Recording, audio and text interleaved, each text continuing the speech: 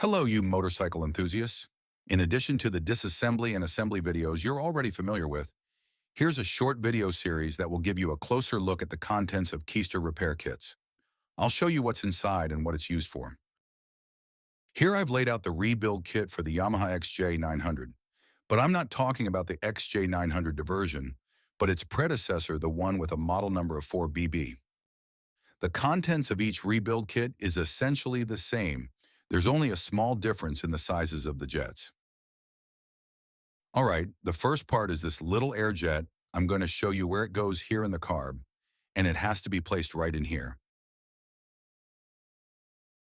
And continuing on here, we've got the idle jet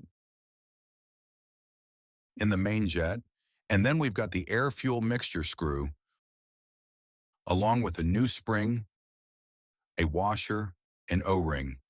And the way I laid it out here is also the order in which it has to be assembled. Of course, both parts of the float needle valve and the O-ring has already been attached. And over here, we've got a new partial load needle, as well as a new jet holder. And here we have a new gasket for the float bowl cover and the drain plug that goes along with it. And then we've got these 4 O-rings. They're all the same size, and therefore these little ducts right here. And these allow for the free flow of gas from one carb to the other. With some of the other models, the inflow is here in the middle, but in this particular carb, it's right in this little spot here.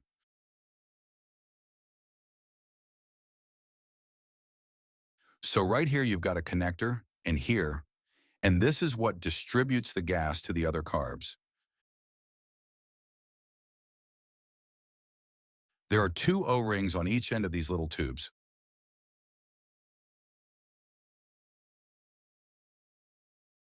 So for each rebuild kit, and of course, you're going to need 4. There are going to be 4 of these O-rings.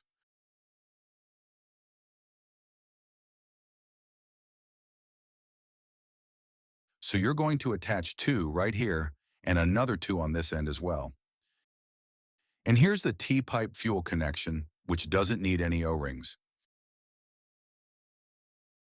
And then in addition to all that, in between the carbs, there's this little plastic part, and that's for ventilation. And here on the right, as well as this on the left, there's going to have to be an O-ring attached to that as well. When you take a look in the video description, you're going to see the rebuild kits. And that should pretty much wrap it up. And like I've said before, if you're going to go through the whole trouble of taking one of these carbs apart, you might as well go ahead and get some of these parts replaced and make sure that the carburetor lasts for as long as possible before its next cleaning. Yes, friends, that's it for this video. I hope you enjoyed it and found it helpful. We appreciate your support through subscriptions and wish you lots of fun while working on your projects. Until the next video, ciao.